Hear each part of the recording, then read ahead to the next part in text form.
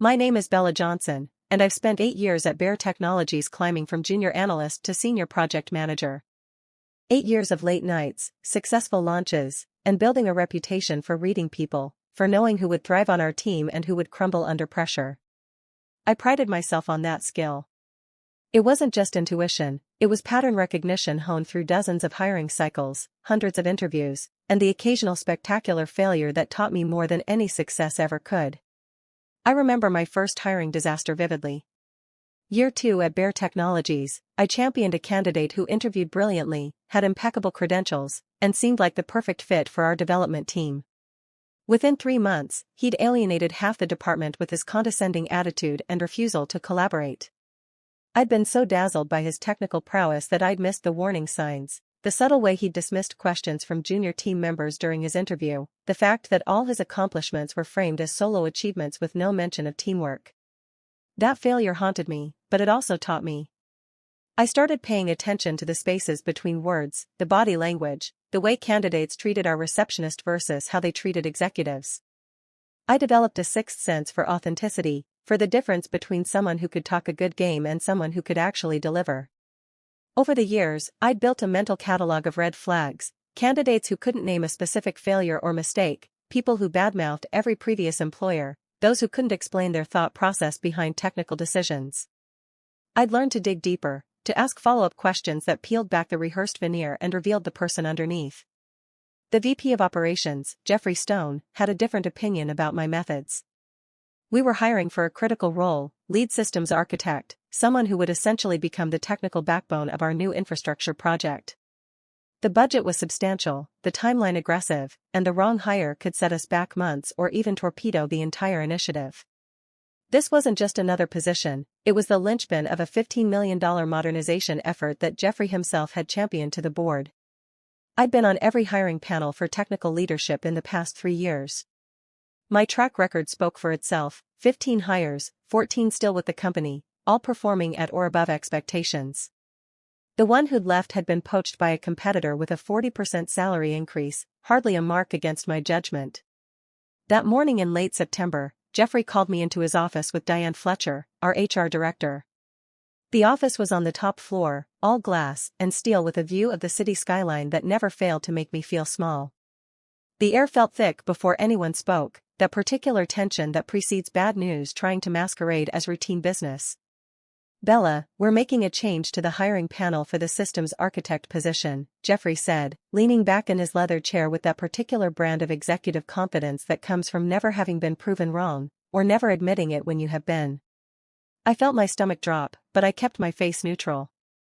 Years in corporate America had taught me the value of a good poker face. "A change? Diane will be taking your seat on the panel." He gestured toward her like he was presenting a prize at a game show. "She reads people better than you do. No offense, but we need someone with a more refined sense of candidate assessment for this role." The words hit like a slap, but worse than the words was his tone, casual, matter of fact, as if he were commenting on the weather rather than dismantling my professional credibility. "She reads people better than you." I looked at Diane, who had the decency to appear uncomfortable, her eyes fixed on the portfolio in her lap, a slight flush creeping up her neck. She was competent, sure, professional and thorough in her work. But she'd been with Bear Technologies for 18 months. I'd been building teams here since she was still working at her previous company, conducting exit interviews and onboarding processes. "I see," I said, keeping my voice level, my hands clasped loosely in my lap to keep them from shaking. "May I ask what prompted this decision?"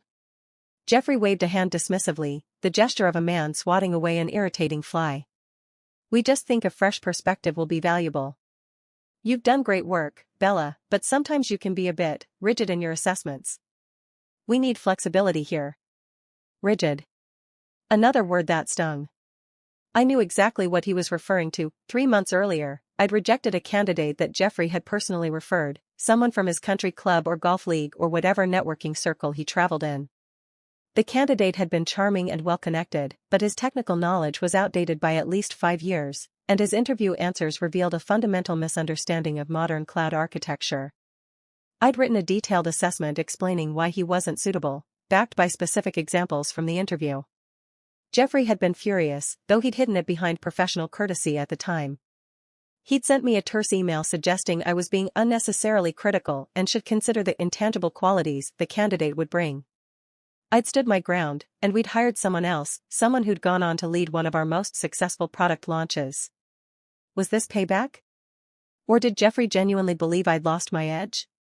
I nodded politely, feeling the heat rising in my chest but refusing to let it show on my face. Understood. I'll brief Diane on the technical requirements and what we're looking for in terms of team dynamics. That won't be necessary, Jeffrey said with a smile that didn't reach his eyes, the kind of smile that's really a dismissal.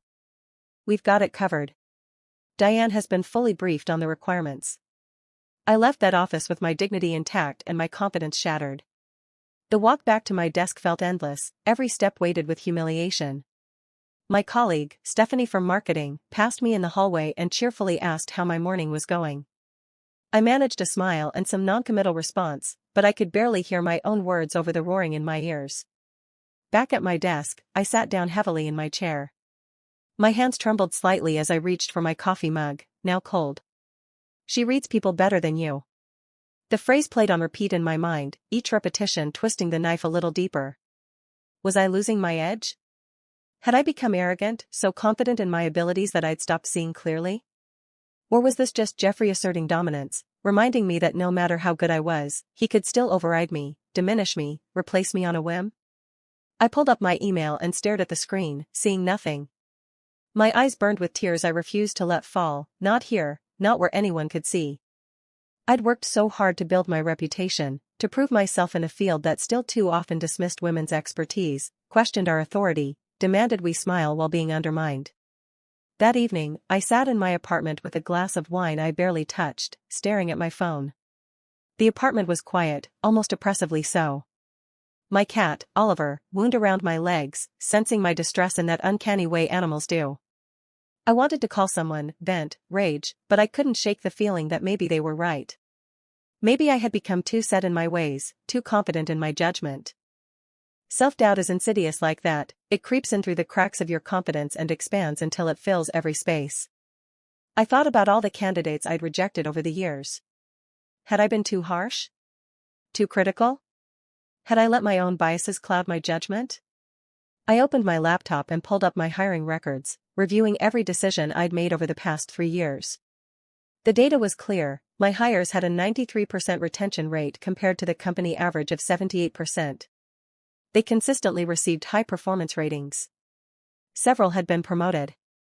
The numbers told a story that contradicted Jeffrey's assessment, but numbers felt cold and distant compared to the visceral sting of his words. My phone buzzed with a text from my best friend, Angela. Dinner this weekend? Feel like I haven't seen you in forever.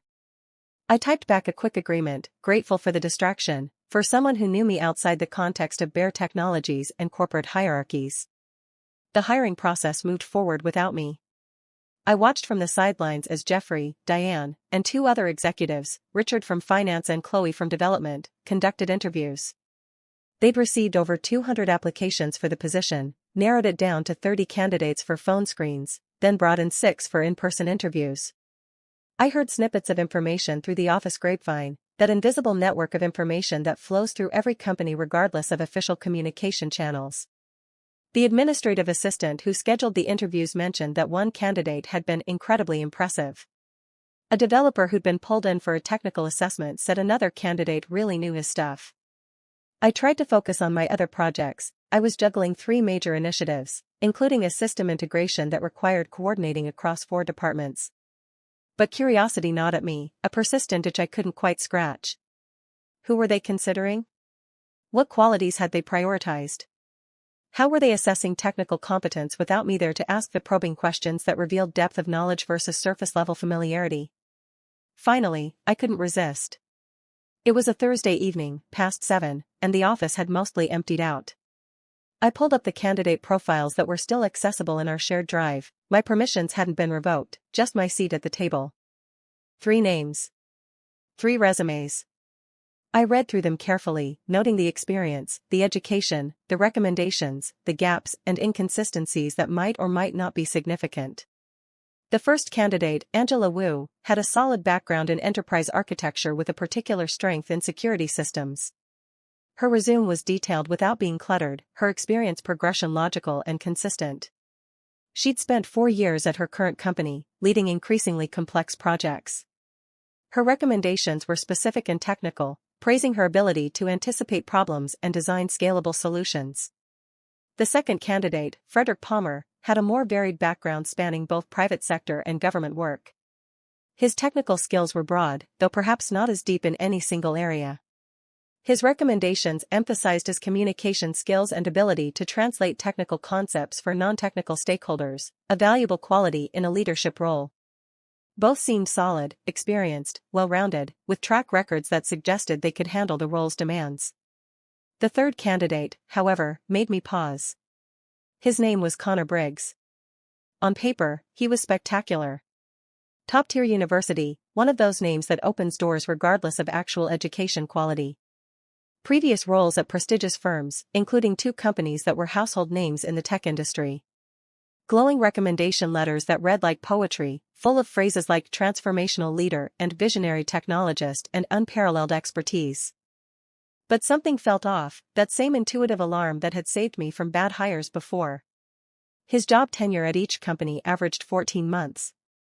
He'd worked at 5 companies in 6 years.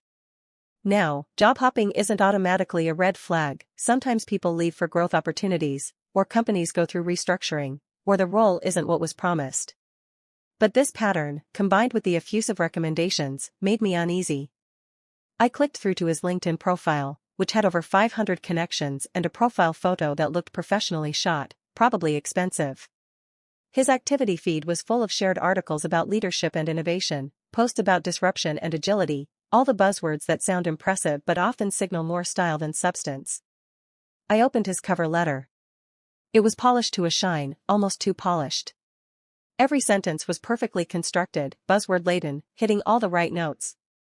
Passionate about leveraging cutting-edge technologies to drive transformational business outcomes.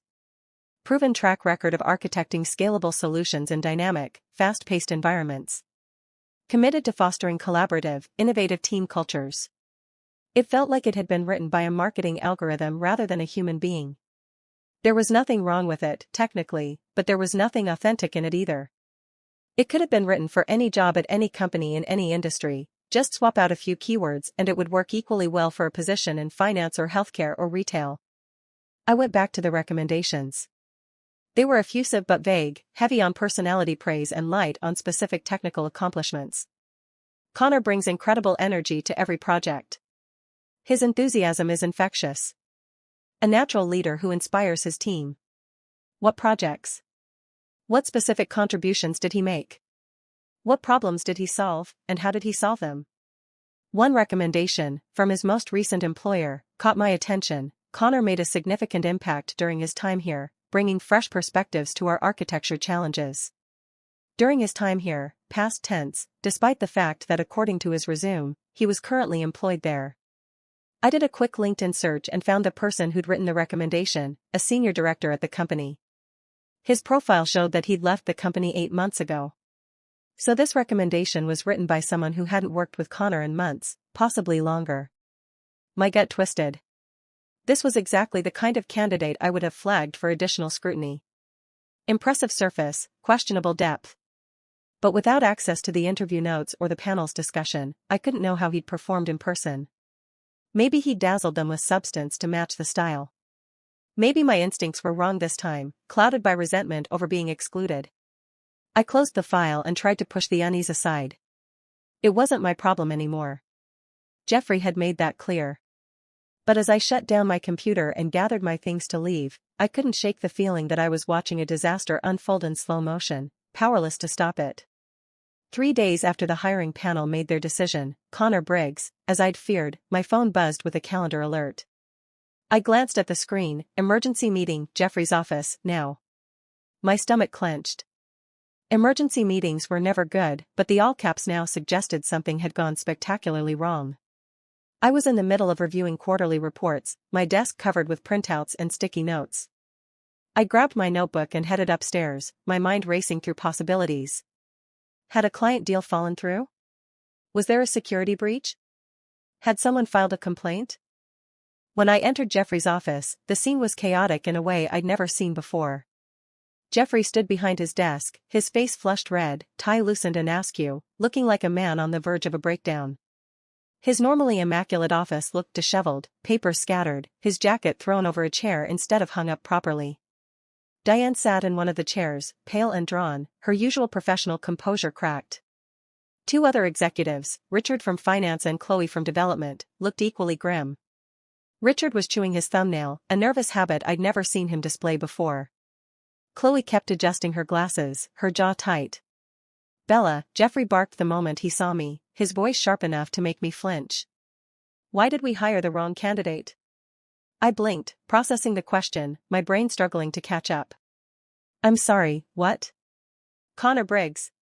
He slammed a hand on his desk, making everyone flinch, sending a pen rolling off the edge to clatter on the floor. "We hired him 4 days ago. He started Monday. And he's a complete disaster." The unease I'd felt looking at that resume crystallized into something sharper, vindication mixed with anger mixed with a grim satisfaction I wasn't entirely proud of. I'd been right. But instead of relief, I felt a wave of fury building. "I wasn't on the hiring panel," I said carefully, keeping my tone even, though my heart was pounding.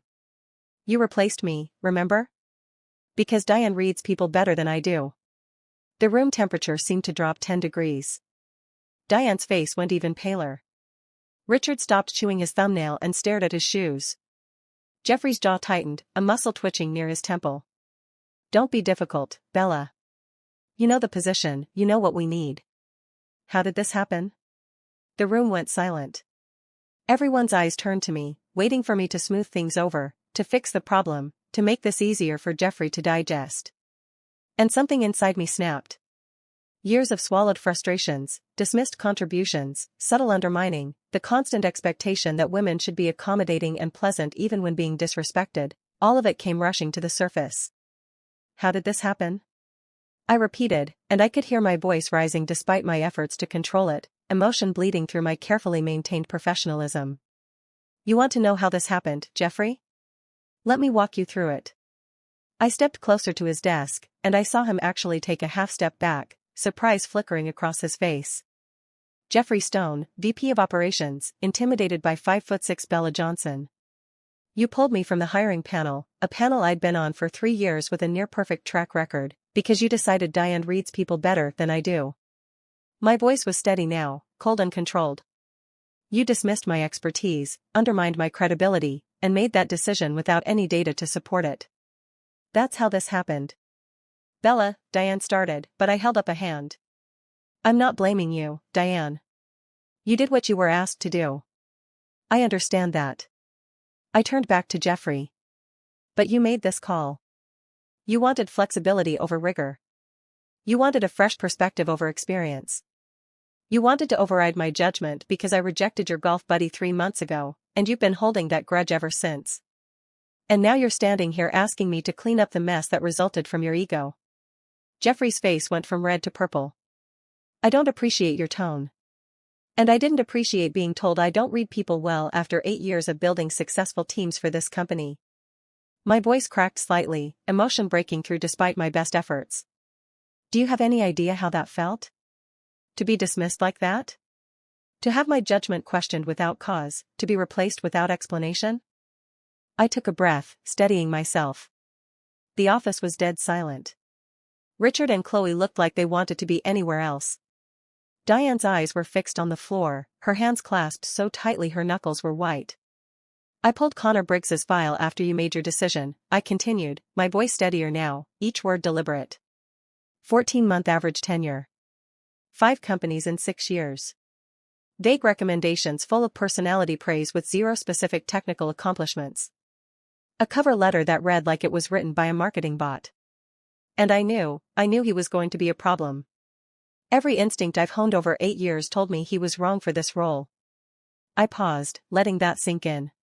But I wasn't in the room. I wasn't given a voice. My concerns didn't matter because you'd decided I was too rigid, too set in my ways. So you hired someone flashy and impressive who looked good on paper and interviewed well, and you ignored all the warning signs that I would have caught. And here we are. Jeffrey opened his mouth, closed it, tried again. His usual commanding presence had deflated, leaving him looking smaller somehow. So what do we do now? And there it was. The question I'd been waiting for without realizing it. The moment where he had to admit he needed me, that my judgment had value after all. I took a breath, feeling the anger settle into something colder and more controlled, determination. Now? Now I fix it. But we're doing this my way, completely. No interference, no second guessing, no overriding my decisions because you think someone has potential. You give me full authority over this hiring process, or you find someone else to clean up your mess. I'd never spoken to an executive like that before. It was career suicide, potentially. But I was past caring about political consequences. Jeffrey stared at me for a long moment, and I could see the calculation happening behind his eyes. Pride versus pragmatism. Authority versus necessity. Fine, he said finally, the word seeming to cost him something. Do it your way. I spent the rest of that day conducting a forensic analysis of what had gone wrong with Connor Briggs. First, I scheduled a meeting with his direct manager, Todd Anderson, who'd been working with Connor for the past 4 days.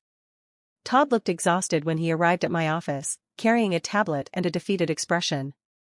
Thank God someone's finally addressing this, he said as he sat down.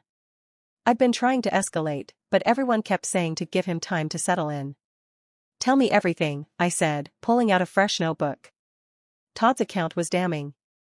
Connor had arrived Monday morning with tremendous competence, immediately suggesting changes to systems he hadn't yet reviewed and dismissing concerns from senior engineers who'd been with the company for years. He'd spent most of his first day in meetings, talking about paradigm shifts and revolutionary approaches without offering any concrete plans or actionable insights. On Tuesday, I asked him to review our current infrastructure design and provide feedback, Todd said. I gave him access to all our documentation, architecture diagrams, everything. He spent 4 hours with it and came back with a 2-paragraph summary that could have been written by someone who'd spent 5 minutes on Wikipedia. What about technical assessments? Did you ask him to work through any specific problems? Todd nodded, his expression growing grimmer. Wednesday morning. We have a standard exercise we use. It's not a trick question, just a real-world scenario about designing a scalable data pipeline. It's something someone with his supposed experience should be able to sketch out in an hour or 2. And? He spent 3 hours and produced something that wouldn't work. Basic errors, fundamental misunderstandings about how distributed systems operate. When I pointed out the issues, he got defensive and started talking about how traditional approaches are limiting and we need to think outside the box. I wrote all of this down, my hand moving quickly across the page. What about his interactions with the team? Todd's jaw tightened. That's almost worse than the technical incompetence. He interrupted a senior engineer, Catherine, in a meeting yesterday. She was explaining a complex integration challenge we're facing, and he cut her off mid-sentence to say that the problem was we were overthinking it and needed to just implement a simple solution. Catherine has 15 years of experience and probably forgot more about systems integration than Connor ever knew. How did she respond? She was professional about it, but I could see she was furious. After the meeting, 3 other team members came to my office separately to complain about him. The consensus is that he's arrogant, technically weak, and already creating a toxic dynamic. I interviewed Catherine next, then 2 other senior engineers who'd interacted with Connor. Their accounts confirmed Todd's assessment. One engineer, Martin, put it bluntly, he's all hat, no cattle. Lots of fancy talk, zero substance. I reviewed Connor's work output from his first 4 days, a few emails, some meeting notes, and the failed technical assessment Todd had mentioned. Everything confirmed my initial instinct. Connor was smooth, charismatic, excellent at talking about technology in broad, impressive strokes. But when asked to actually execute, to design a system, write code, solve a concrete problem, he floundered. Worse, he'd already started creating friction. Team meetings that had previously been collaborative and productive had become tense. Catherine had started keeping her camera off in video calls, a small but telling sign of disengagement. 2 junior developers had separately asked Todd if they could be reassigned to different projects. The infrastructure modernization project, the entire reason we'd hired a lead systems architect, was effectively stalled before it had even begun. I compiled everything into a comprehensive report, 12 pages of documented incidents, assessments, interview transcripts, and analysis. I worked through dinner, sustained by bad coffee and righteous anger, finishing just after 9 p.m. I sent the report to Jeffrey with a cover email, attached as my assessment of the Connor Briggs situation. We need to meet first thing tomorrow morning to discuss remediation. His response came back within 5 minutes, my office, 7 a.m. Jeffrey's office felt different the next morning, smaller, somehow. The early light coming through the windows was pale and cold. He looked tired, shadows under his eyes suggesting he hadn't slept well. The report sat on his desk, printout covered with yellow highlighter marks and handwritten notes in the margins. "This is bad," he said after a long silence, not quite meeting my eyes. "Yes, it is. Can we salvage him? Training, coaching, maybe pair him with a mentor?" I shook my head firmly. "The technical gaps are too wide, Jeffrey. We're not talking about someone who needs to learn our specific systems or brush up on emerging technologies. We're talking about fundamental misunderstandings of basic architecture principles. And the personality issues, he's already poisoning team dynamics.